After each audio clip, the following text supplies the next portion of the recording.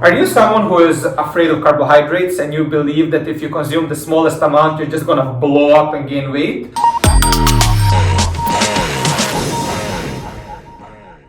Well, you're not the only one. There's a lot of people that are scared of carbs. They've developed something called carbophobia, when they truly believe that even if they consume, let's say, 100 grams of boiled rice, they'll just blow up, get fat, gain some weight. Well, the human body doesn't work that way. You need to understand that it's a very simple formula.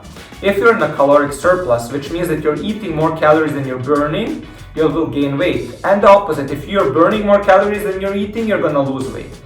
Very simple formula. But depending on your macronutrient ratios, the ratios of protein, fats, and carbs, and your activity, whether you're going to the gym or not, it will determine your body composition and how you look in front of the mirror. So now that we have clarified that, I want to talk a bit more in detail about carbohydrates. You need to understand that carbohydrate intake needs to be sport specific and goal dependent. So if you're, let's give some real life examples. If you're an average gym goer, training in the gym 3-4 times a week, doing this bro split program, doing maybe 20-30 minutes of steady state cardio 2-3 times a week, you probably don't need a high carbohydrate diet. You don't need to fuel anything. Your training is not that hard. So you'll probably benefit from a low carb or a keto diet. You can consume your carbs ideally after your training to fuel your muscles and to speed up the recovery, to elicit some muscle growth as well. But you don't need a high carb diet.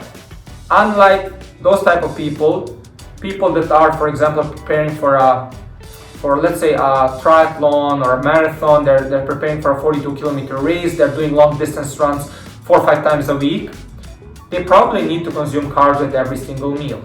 Now we need to also understand that we all have different genetics and we come from different parts of the world. So you might have a marathon runner that might optimize their performance by consuming 7 to 10 grams of carbohydrates per kg of their body weight. And you can have, on the other side, a marathon runner that can optimize their performance by consuming only 3 to 5 grams per kg of their body weight. However, no one will optimize their performance on a keto diet. I know, we have seen in many documentaries, there's people that make these incredible results on keto diet. Let me ask you one thing. Do we know whether they would perform even better if they had carbs in their diet? And the second thing, there are some people that are genetically so gifted that no matter what they eat and how they train, they will still perform better than others and they will look better than others. We all have that friend. You don't have to look much around. You have that friend that eats shit and looks better than you. So it doesn't mean that the keto diet made them perform better. It's just that they have this really crazy genetics and they have this ability to perform at such a high level and make the results that they're making. So let me just sum it up once more to not make this video too long.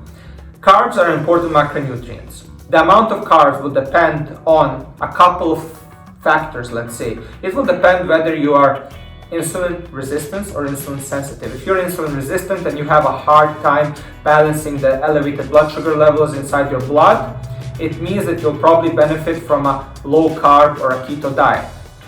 Second thing, keto diet is good, but it's not sustainable in the long run for most people. If you're diabetic, low carb and keto is the way to go.